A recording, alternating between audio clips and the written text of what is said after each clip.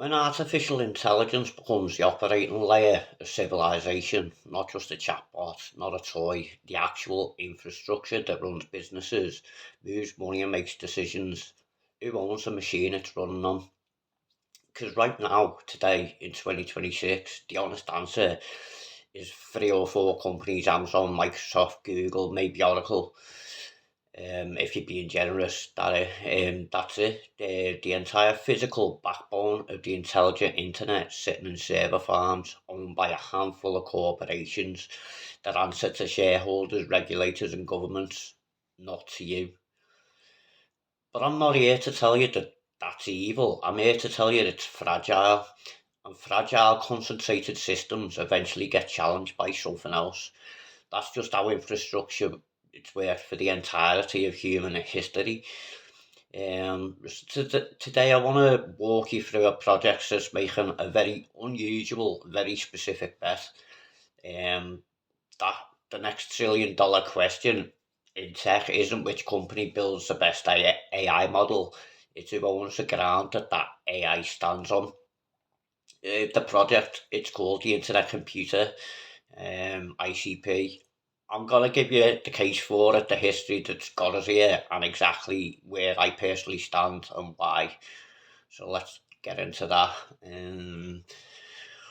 Let's look at something that almost nobody frames correctly. We talk about AI safety in terms of alignment, bias, jailbreaks, model behavior, important conversations, but there's a much more boring, much more structural question sitting underneath all of that.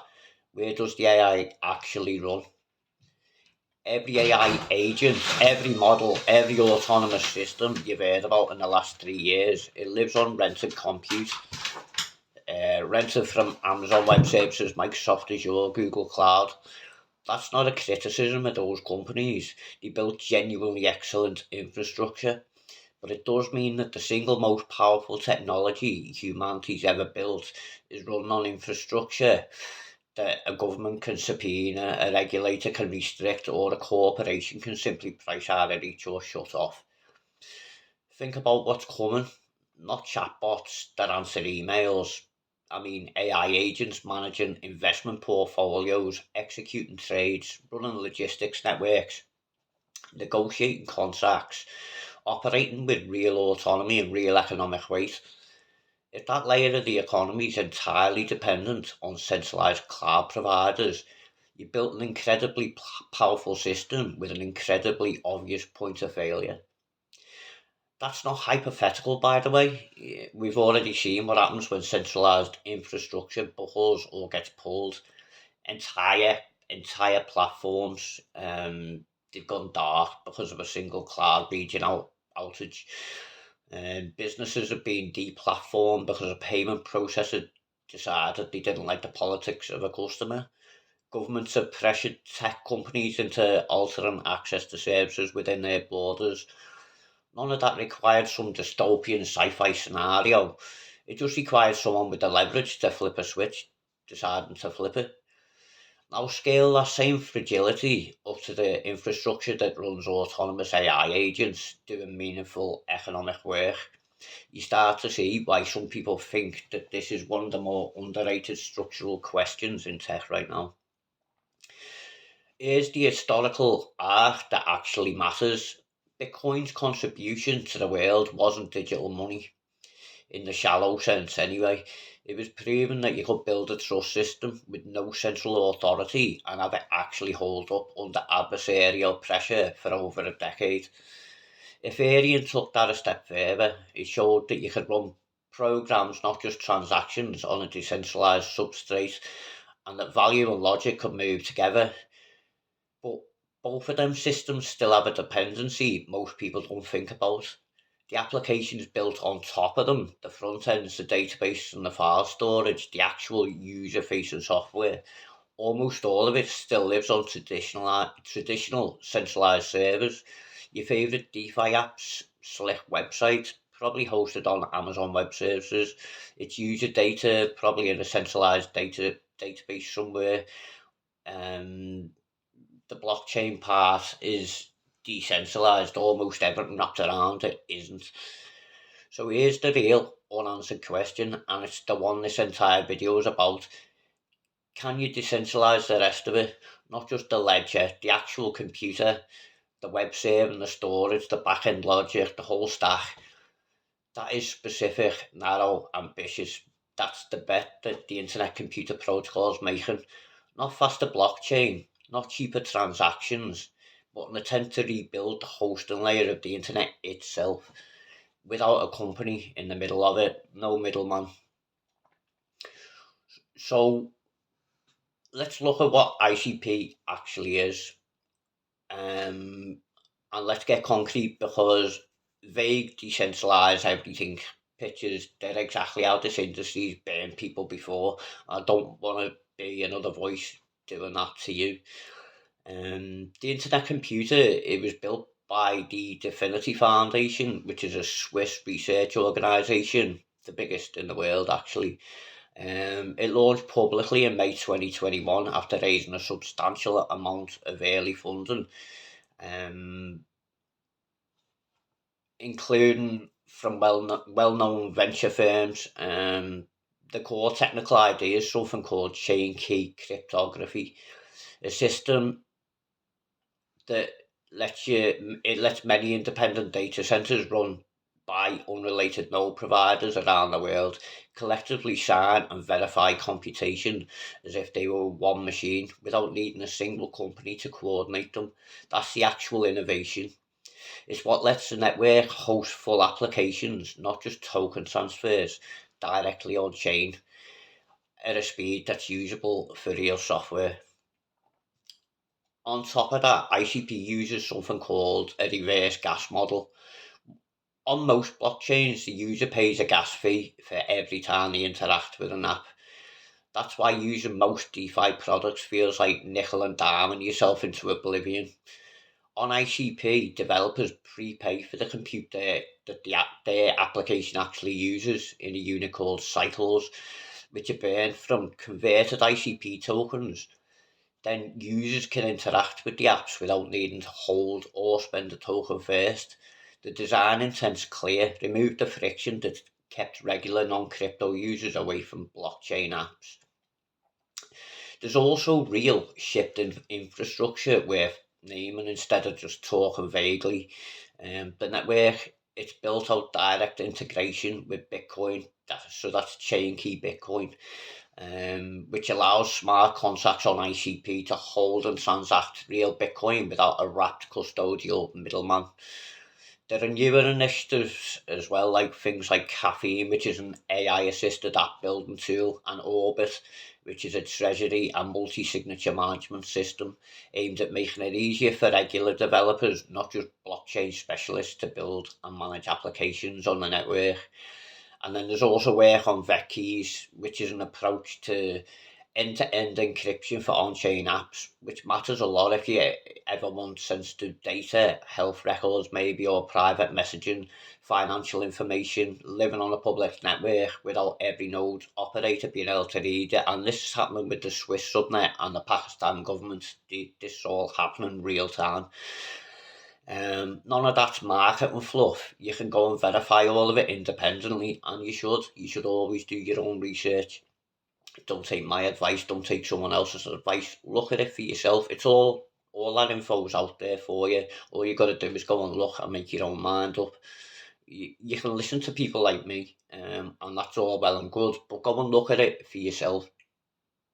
Don't I'm not here to influence a decision on you investing in something, because I'm not a financial advisor. But take what I'm saying, what other people are saying, and go and verify that for yourself. Come to your own decisions.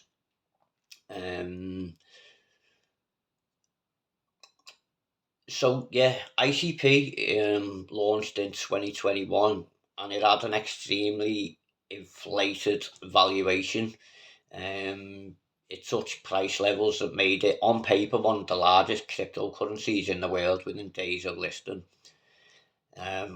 That's already been gone through so many times, but the price has come down substantially to them, and as of now, the token sits at like around $2, £1.70 or something like that.